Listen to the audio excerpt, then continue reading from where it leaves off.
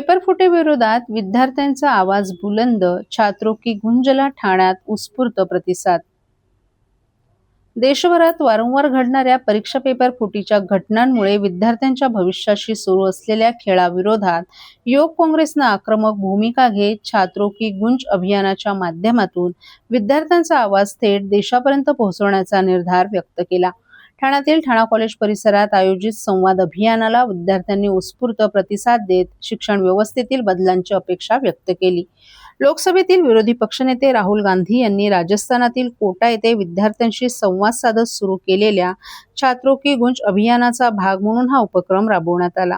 ठाणे शहर जिल्हा काँग्रेसचे अध्यक्ष राहुल पिंगळे यांच्या मार्गदर्शनाखाली महाराष्ट्र प्रदेश युवक काँग्रेसचे उपाध्यक्ष दीप्तेश परब आणि ठाणे शहर युवक काँग्रेसचे प्रभारी प्रशांत पारवे यांच्या प्रमुख उपस्थितीत युवक काँग्रेस आणि NSUIच्या पदाधिकाऱ्यांनी विद्यार्थ्यांशी थेट संवाद साधला।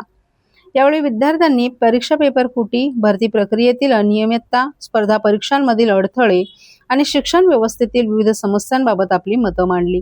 अभियानासाठी उपलब्ध करून देण्यात आलेल्या QR कोड आणि मोबाईल क्रमांकाच्या माध्यमातून मोठ्या संख्येनं विद्यार्थ्यांनी आपल्या प्रतिक्रिया नोंदवत शिक्षण क्षेत्रात पारदर्शकता आणि विश्वासार्ह व्यवस्था उभारण्याची मागणी केली। विद्यार्थ्यांच्या भविष्याशी तडजोड करणाऱ्या पेपरफुटीच्या घटनांना आळा बसला पाहिजे, विद्यार्थ्यांचा आवाज थेट देशापर्यंत पोहोचवून शिक्षण व्यवस्थेत आवश्यक बदल घडवून आणण्यासाठी काँग्रेस कटिबद्ध आहे, असा संदेश यावेळी पदाधिकाऱ्यांनी दिला। कार्यक्रमाच्या यशस्वी आयोजनासाठी विधानसभा अध्यक्ष लोकेश घोलप, ठाणे जिल्हा युवक काँग्रेसचे उपाध्यक्ष स्वप्नील भोईर, सागर लबडे यांनी विशेष प्रयत्न केले। यावेळी बिलाल कुरेशी, युवराज घरत, NSUIचे डाकवे सेवा दल अध्यक्ष रवींद्र कोळी, ब्लॉक अध्यक्ष प्रवीण खैरालिया, अजिंक्य भोईर तसंच इतर पदाधिकारी आणि कार्यकर्तेही मोठ्या संख्येनं उपस्थित होते।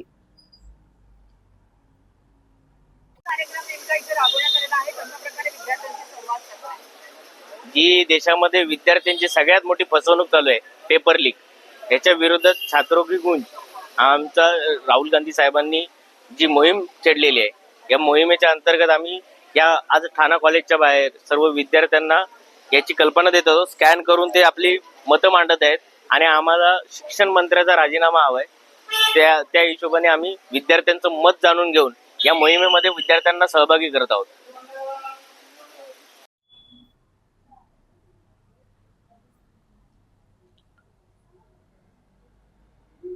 मतदार यादी विशेष पुनरीक्षणाला सुरुवात 30 जून ते 29 जुलै दरम्यान BLO घरोघरी पोहोचणार। भारत निवडणूक आयोगानं महाराष्ट्रासह 16 राज्य आणि 3 केंद्रशासित प्रदेशांमध्ये मतदार यादींचं विशेष सखोल पुनरीक्षण अभियान जाहीर केले। या पार्श्वभूमीवर 29 जून रोजी आयोजित पत्रकार परिषदेत नागरिकांना या मोहिमेत सक्रिय सहभाग घेण्याचं आवाहन करण्यात आलं आहे। या विशेष पुनरीक्षण कार्यक्रमात एकही पात्र नागरिक वगळला जाणार नाही आणि एकही अपात्र व्यक्तीचा समावेश होणार नाही, या तत्वावर मतदार यादी अद्ययावत केली जाणार आहे। ठाणे जिल्ह्यातील 18 विधानसभा मतदारसंघातील 6,854 मतदान केंद्रांशी संलग्न सुमारे 74,50,525 मतदारांची माहिती तपासण्यात येणार आहे। 30 जून ते 29 जुलै या कालावधीत प्रत्येक मतदान केंद्रांवरील BLO घरोघरी जाऊन गणना प्रपत्र भरून घेणार आहेत। नागरिकांनी आवश्यक माहिती देऊन BLO यांना सहकार्य करण्याचं आवाहन करण्यात आलं आहे।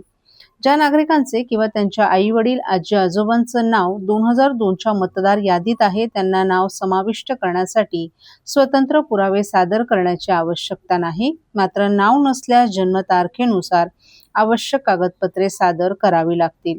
5 ऑगस्ट 2026 रोजी प्रारूप मतदार यादी प्रसिद्ध होईल। त्यानंतर 5 ऑगस्ट ते 4 सप्टेंबर या कालावधीत दावे आणि हरकती दाखल करता येणार आहेत। त्यावरील सुनावणी 3 ऑक्टोबर पर्यंत पूर्ण होणार असून 7 ऑक्टोबर रोजी अंतिम मतदार यादी प्रसिद्ध केली जाईल।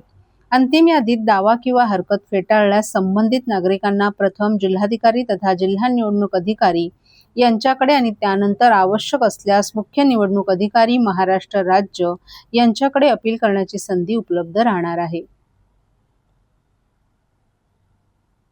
सर्व पात्र नागरिकांचा समावेश मतदार यादीमध्ये व्हावा, अशा पद्धतीने इलेक्शन कमिशनचं घोषवाक्य आहे। त्या पद्धतीनं प्रशासनाने पूर्णपणे तयारी केलेली आहे। राजकीय पक्षांचे प्रतिनिधी असतील यांची देखील बैठक झालेली आहे आणि जे राजकीय पक्षाचे BLAs असतात, बूथ लेवल एजंट, त्यांची देखील नियुक्ती ठाणे जिल्ह्यामध्ये मोठ्या संख्येने झालेली आहे. 29 जुलैपर्यंत या एन्युमरेशन फॉर्म भरून घेतल्यानंतर 5 ऑगस्टला आपला ड्राफ्ट रोल पब्लिश होईल आणि ड्राफ्ट रोल पब्लिश झाल्यानंतर त्यानंतर दावे हरकती याचा कालावधी असेल. तर जास्तीत जास्त मतदारांपर्यंत पोहोचणे आणि एन्युमरेशन फॉर्म भरून घेणे, जेणेकरून ड्राफ्ट रोलमध्ये मॅक्झिमम एलिजिबल वोटर्स जे आहेत, सिटीजन आहेत, तर ते आपल्याला इन्क्लूड करता येतील. हा या 1 महिन्यातला कामकाजाचा भाग असेल आणि या 1 महिन्याच्या कालावधीमध्ये इंटेन्सिव्ह पद्धतीने आपण मतदारांपर्यंत पोहोचणार आहोत. सर्व प्रशासन याच्यामध्ये काम करत आहे आणि एक समन्वयाने SIRचं काम जे आहे तर ते पार पाडण्याकरता समन्वयाने जिल्हा प्रशासन काम करत आहे. दादा, दात घासताय ना, मग पाणी का वाया घालवताय? ताई, भांडी घासा नाहीतर फोन पहा, पण नळ का चालू ठेवलाय? अंघोळ झाली ना करून, मग शॉवर चालूच. कपडे धुताय पण पाणी वाया जातंय, त्याचं काय? गाडी अशी धुताय आणि उद्या पाणी कायमचं संपलं तर? पाण्यासाठी किती जणांची वणवण होते. कित्येक कुटुंबांना तर पाणी मिळतही नाहीये. पाणी बोलत नाही, पण आपण त्याची किंमत जाणली पाहिजे. पाण्याचा अपव्यय टाळा, परिस्थिती भीषण होऊ शकते. प्रत्येक थेंब जपा, पाणी वाचवा. पाणी ही निसर्गाची देणगी आहे. पाणी निर्माण करता येत नाही. पाण्याची बचत हीच पाण्याची निर्मिती. ठाणे महानगरपालिकेतर्फे जनहितार्थ जारी.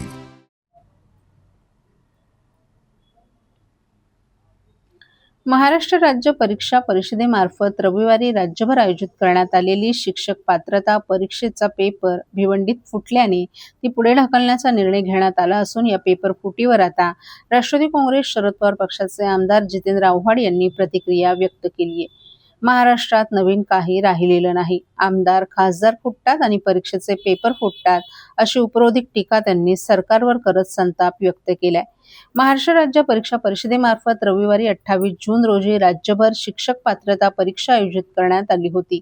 मात्र भिवंडी येथे प्रश्नपत्रिकेबाबत गोपनीय माहितीच्या आधारे पोलिसांनी केलेल्या कारवाईत TET प्रश्नपत्रिकेतील काही प्रश्न संशयिताकडे आढळलेल्या प्रश्नांशी जुळत असल्याचं प्राथमिक तपासात समोर आलं. या परीक्षेचा पेपर फुटल्यामुळे ती पुढे ढकलण्याचा निर्णय घेण्यात आलाय.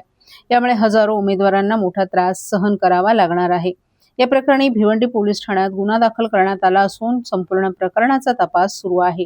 नीट परीक्षेचा पेपर फुटीचं प्रकरण काही दिवसांपूर्वीच गाजलं होतं. त्यापाठोपाठ आता TET परीक्षा पेपर फुटीचं प्रकरण उघडकीस आलं असून त्यावर राष्ट्रवादी काँग्रेस शरद पवार पक्षाचे आमदार जितेंद्र आव्हाड यांनी पत्रकारांशी बोलताना प्रतिक्रिया दिली आहे.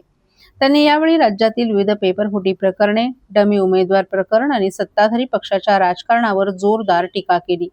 महाराष्ट्रात आता फुटण्याचीच परंपरा निर्माण झाली असून त्यात काय नवीन राहिलं नाही. आमदार फुटतात, खासदार फुटतात, परीक्षेचे पेपर फुटतात असा उपरोधिक टीकाही त्यांनी केली आहे. MPSCचे पेपर फुटले, MBBSचे पेपर फुटले, नीट परीक्षा वादात सापडली, या सगळ्या घटनांकडे सरकार गांभीर्यानं पाहत नाही. जेव्हा सरकारच अशा घटनांना गंभीरतेनं घेत नाही तेव्हा असे प्रकार बिनधास्तपणे सुरू राहतात अशीही त्यांनी टीका केली. पेपरफुटीच्या प्रत्येक प्रकरणानंतर केवळ चौकशी, अटक आणि कारवाईची घोषणा केली जाते. मात्र त्यापलीकडे काहीही होत नाही असाही त्यांनी आरोप केलाय. सरकारला गांभीर्यानं काही घ्यायचं नाही. आम्ही पुन्हा निवडून येणारच आहोत हे त्यांना माहीत आहे. मशीन आमच्याकडे आहे, पोलीस आमच्याकडे आहे आणि निवडणूक यंत्रणांवर आमचं नियंत्रण आहे. त्यामुळे पेपर फुटला काय किंवा परीक्षेला डमी उमेदवार बसला काय त्याचा सरकारला काहीच फरक पडत नाही. आम्हाला केवळ सत्ता आणि सत्तेतून मिळणारा पैसा हवा आहे अशी सरकारची मानसिकता दिसून येत असल्याचा आरोपही आव्हाड यांनी केला.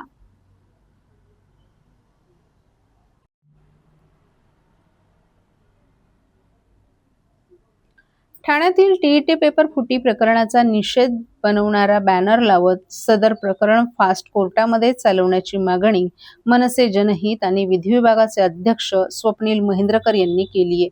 टीईटी पेपर फुटी प्रकरणाचा निषेध करणारा बॅनर ठाण्यातील नितीन कंपनी सिग्नल येथे मनसेच्या वतीनं लावण्यात आला. या घोटाळ्यामुळे अनेकांचं भविष्य दावणीला लागलं आहे. मात्र सरकार याबाबत कोणतीही ठोस कारवाई घेत नसल्यामुळे मनसेच्या वतीनं बॅनरच्या माध्यमातून निषेध व्यक्त करण्यात आला आहे. 2020 साली अशाच प्रकारचा घोटाळा यापूर्वीही झाला होता. 7,800 उमेदवारांचे गुण परीक्षेनंतर पैसे घेऊन वाढवण्यात आले होते.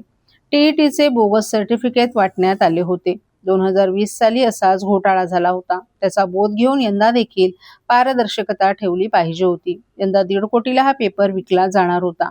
6 लाख उमेदवारांचं भविष्य टांगणीला लागलं असून त्यांचं काय? ज्या विद्यार्थ्यांना शिकवणार होते त्यांचं काय? सरकारचा वचक नाही का, असे प्रश्न यावेळी मनसेचे स्वप्नील महेंद्रकर यांनी उपस्थित केलेत. सरकारी यंत्रणेतले काही सदस्य देखील या घोटाळ्यामध्ये सहभागी आहेत असा खुलासा देखील त्यांनी केलाय. शिवाय ही केस फास्ट ट्रॅक कोर्टामध्ये चालवण्याची मागणी मनसेचे जनहित व विधी प्राधिकरण ठाणे शहर अध्यक्ष स्वप्नील महेंद्रकर यांनी केली आहे. यावेळी मनसेचे अनेक पदाधिकारी देखील उपस्थित होते.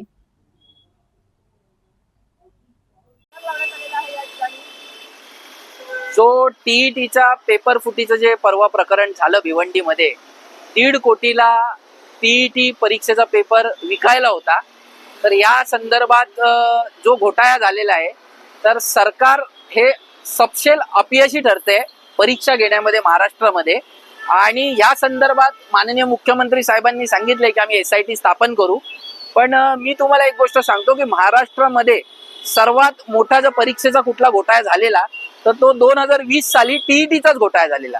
त्याच्यामध्ये 7,800 विद्यार्थ्यांचे मार्क वाढवण्यात आलेले आणि त्यांना पास करण्यात आलेलं आणि 250 टीईटी सर्टिफिकेट हे लोकांना परीक्षेला न बसताच देण्यात आलेली. तर 2020चा हा सगळ्यात मोठा घोटाळा होता आणि महाराष्ट्राच्या इतिहासातील सर्वात मोठा परीक्षेचा घोटाळा हा टीईटी मध्ये झालेला. तर एवढं मोठं जेव्हा घोटाळा झालेला तर सरकारला माहित होतं.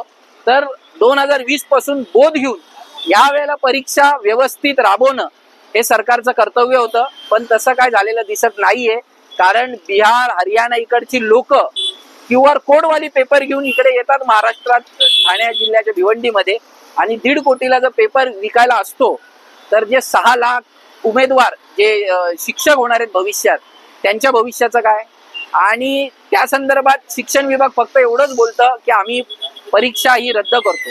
तर 1 वर्षापासून ज्यांनी तयारी केलेलं त्यांचं काय?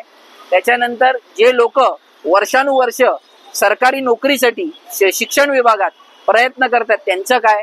तर या संदर्भात सरकारने असे भरपूर प्रश्न हे अनुत्तरित आहेत. तर सरकारने SIT नेमलेली आहे त्याचं आम्ही अभिनंदन करतो. पण ही जी केस आहे ही फास्ट ट्रॅकवर चालवावी.